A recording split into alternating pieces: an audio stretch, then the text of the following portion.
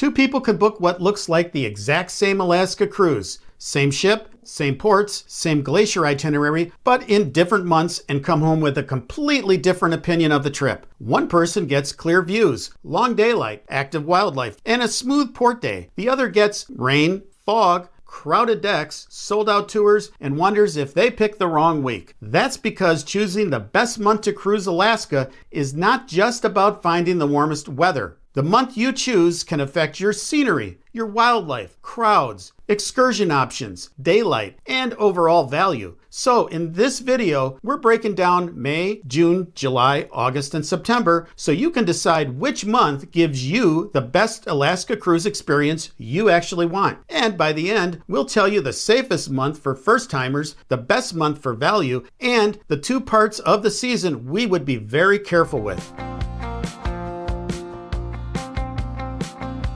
Welcome back to Wandering Hewitts. I'm Chris. Today, we're tackling one of the biggest planning decisions of all. Which month should you actually cruise Alaska? Let's get into it. Now, the biggest mistake people make when planning an Alaska cruise is assuming there is one perfect month, but there isn't. There is a best month for price, a best month for weather, a best month for wildlife, a best month for fewer crowds, and a best month for your specific itinerary. So instead of asking, what is the best month overall, ask a better question. What kind of Alaska cruise experience do you actually want? That answer changes everything. Now, weather is usually the first thing people check, and that makes sense. In general, July and early August are usually the warmest months. You're looking at average highs around the mid-60s in southeast Alaska. May and September run cooler, closer in the 50s. June typically lands somewhere in the middle with improving conditions and some of the longest days you'll ever experience. But the temperature number only tells part of the story. In Alaska, rain, wind, fog, and low clouds can affect what you actually see and how much time you want to spend outside. When we were in Glacier Bay and Hubbard Glacier, the scenery was incredible. But Alaska weather changes fast. You could need a rain jacket in the morning, sunglasses by lunch, and fleece again by dinner. And if you're interested in picking up rain jackets, waterproof pants and boots, and other Alaska gear, be sure to check out our Amazon store link in the description below. It doesn't cost you anything extra,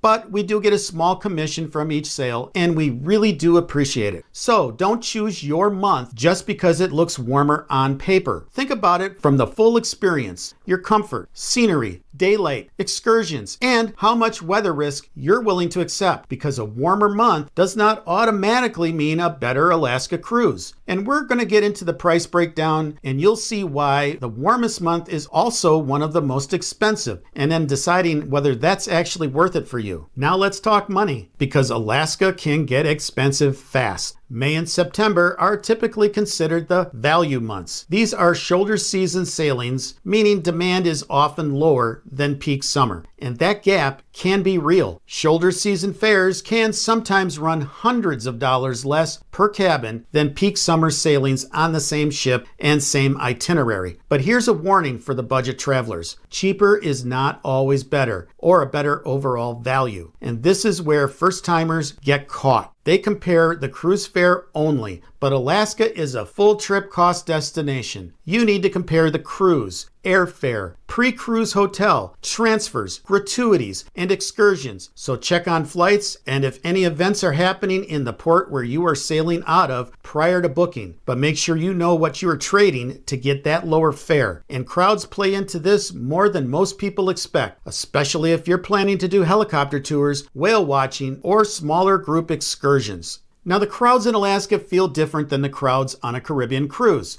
In the Caribbean, people spread out around the pools, outdoor bars, and open decks. In Alaska, when it's cold, windy, or rainy, everyone moves inside. Suddenly, the buffet, coffee shop, lounges, and observation areas feel packed, especially on glacier viewing days, which is exactly when everybody wants the best view. Some ships don't offer a covered pool area, so that can lead to even more crowded ships as people congregate inside. And then there's the ports. In places like Skagway, Juneau, and Ketchikan, several ships can be in port at the same time. That means thousands of passengers heading to the same trains, whale watching boats, buses, shops, and restaurants. July is usually the busiest month. June can be too, but it often feels more manageable. May and September are usually calmer. So if avoiding crowds is a major priority, July may not be your best fit. But if you want a more active, fully operating version of Alaska, July still might make sense for you. And that's the trade-off. Wildlife is one of the biggest reasons people cruise Alaska, and timing does matter. If humpback whales are high on your list, June and July are usually very strong months.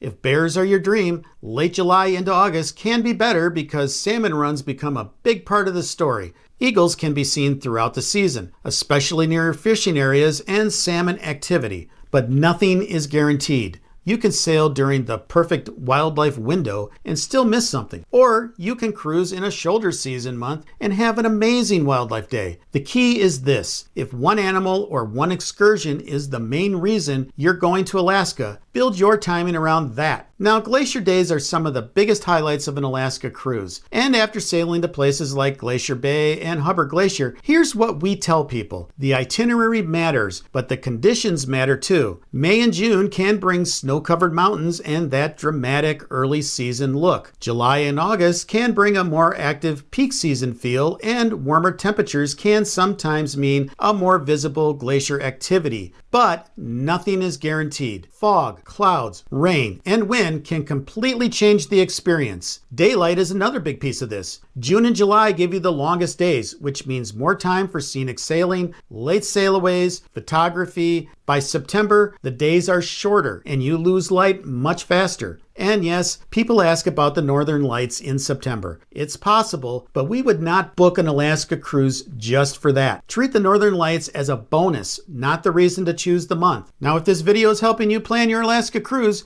be sure to hit that subscribe button and turn on notifications, because we're heading back to Alaska in just a few weeks, and we're going to have a ton of Alaska cruise videos coming that you won't want to miss. So let's get into the actual months. This is where all of this comes together and a decision gets a lot clearer. Now, May is the hidden gem month, but only for the right traveler. It is usually one of the better months for lower fares, fewer crowds, calmer ports, and snow-capped scenery. The trade-off is that it could still be cooler, some excursions may still be ramping up early in the month, and wildlife activity may not always be as strong as in midsummer. But if this is your once-in-a-lifetime Alaska cruise and you want the safest overall experience, compare May carefully against June before you book, because June is the month we would most often recommend for first-time Alaska cruisers. You get long daylight, improving weather, strong wildlife opportunities, and the season is fully up and running. The ports are getting busier, but you usually can avoid the full July peak. That makes June one of the best overall balanced months on this list. The downside is that the prices are climbing and popular excursions can sell out early. If you're looking at whale watching, helicopter glacier tours, glacier excursions, or the White Pass train out of Skagway, book as soon as you know you're sailing. At a minimum, don't wait until you're on board, because by then the best times may be already gone. If someone asks us for the safest overall month for a first-time Alaska cruise, June is near the top of the list. Now let's talk about July. July is the month a lot of people assume is the best. And for some travelers, they're right. The weather is usually warmer. The days are still long. Excursions are fully operating. Alaska feels alive. But July also comes with the biggest trade-offs: higher prices, bigger crowds, more families, and more competition for the most popular excursions. July is not the wrong choice. It's just the month that requires the most preparation. Book your must-do excursions early, budget higher, and don't assume you can figure everything out once you're on board. If that trade-off works for you, July can be great. Just don't go in blind. Now, August does not always get enough credit. You're still in the heart of the season. Wildlife opportunities are strong. Excursions are running. Glacier days can be spectacular. And in some cases, fares may even soften a little compared to peak July, as some places go back to school early to mid-month. But August has trade-offs too. Rain can become more of a factor, especially later in the month. Ketchikan in particular can be very wet, averaging around 140 to 160 inches of rain per year, and excursion demand is still high, so planning ahead matters. August is a strong choice, but pack for rain and do not treat it like a warm weather cruise. It's still Alaska. Now, September is the most misunderstood month on this list, because early September and late September can feel very different. Early September can be a great value option. Prices often drop, the crowds thin out, ports can feel more relaxed, and the wildlife may still be active. Late September is where the gamble gets bigger. Weather becomes more unpredictable, the days get shorter. Some excursions and shops may start winding down for the season. You may also smell a little bit of a fishy smell as the salmon season winds down, especially around the creeks, the harbors, or the areas with salmon runs. It's not everywhere and it's not a deal breaker, but it is something that some may not expect when cruising in September. And if you've never cruised Alaska before, those trade-offs can catch you off guard. We would only book very late in the season if the price was excellent and we went in fully prepared for what we were giving up. So what is the bottom line? For the best overall first Alaska cruise, we would look hardest at June or early July. For the warmest weather and the most active peak season experience, July into early August is strong. For the best value, look at May or early September. For fewer crowds, May or September will usually be better than midsummer. And for a once-in-a-lifetime Alaska cruise where you want the safest overall choice, we would be careful with late September. The weather, the daylight, and excursion trade-offs are real. The big takeaway is this: there is no perfect month for everyone. There is only the best month for your budget, your priorities, and the version of Alaska you want to experience. Now, once you pick your month, the next big question is what to actually do in port. We break all that down in these videos right here. And drop a comment below. Based on everything we've just covered, which month would you choose to sail to Alaska? We love hearing from you and we try to respond to everybody. So thanks a lot and happy cruising.